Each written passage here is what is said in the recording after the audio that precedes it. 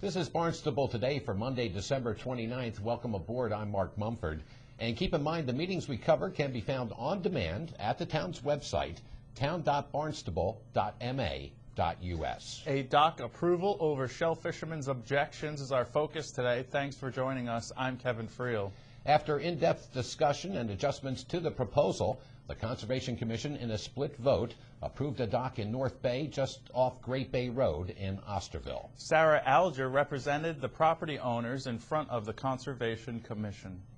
It's our feeling that docks have not been shown to be the cause of the damage to habitat, and that in fact it's most likely the septic system situation in the bay that's causing most of the issue.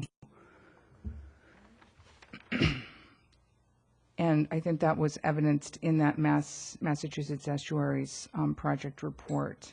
The Lurie Shellfish Survey, I think, backs that up to the extent that there's evidence that the docks may, as opposed to inhibiting shellfish colonization, may in fact provide a refuge for shellfish and may actually promote shellfish colonization. Just anecdotally, shellfish do seem to congregate around docks and piers.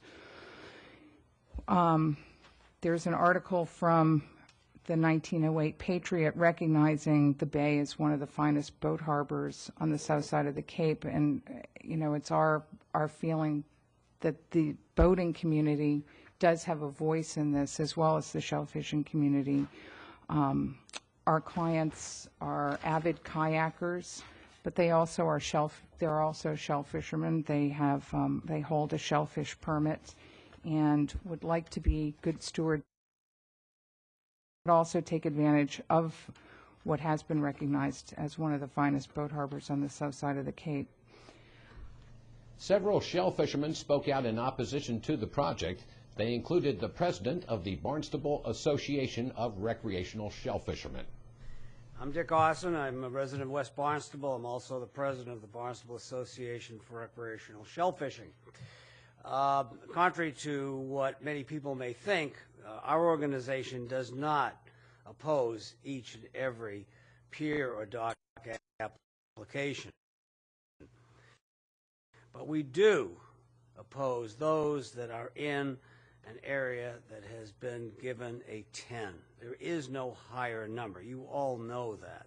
Yes, this is not a relay area that are such as the ones that are being considered for the current moratorium through the actions of the town council. This is an area that is off of Bay Street. It is an area that is rife with quahogs of all sizes, oysters, other kinds of shellfish. We're not suggesting for the minute that we're in it for ourselves. We're not in it just for the 200 members of bars. We're not in it just for the 2,000 members of our town who have shellfish permits.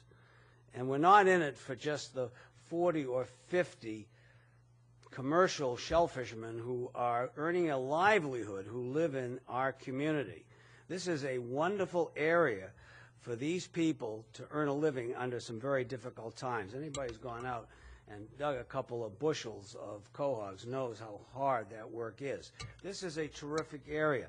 Yes, I've heard the comments of the council and of the people who are interested in building this pier, and I appreciate some of the comments that they did make. But as my previous speaker had mentioned, any and all piers in areas that are designated a 10 and have the decision not to build a pier that has come from our town biologists and other people who are far more qualified than we are, should carry some weight. So I urge you, you are the Conservation Commission. Your job is to conserve. This is one terrific opportunity for you to do so. I urge you to turn down this request. Thank you. Thank you. Conservation Commission Vice Chair John Abudili spoke to conditions just prior to the vote. It says, okay, we're going to deny all docks in a 10. Well, then why not all docks in a 9?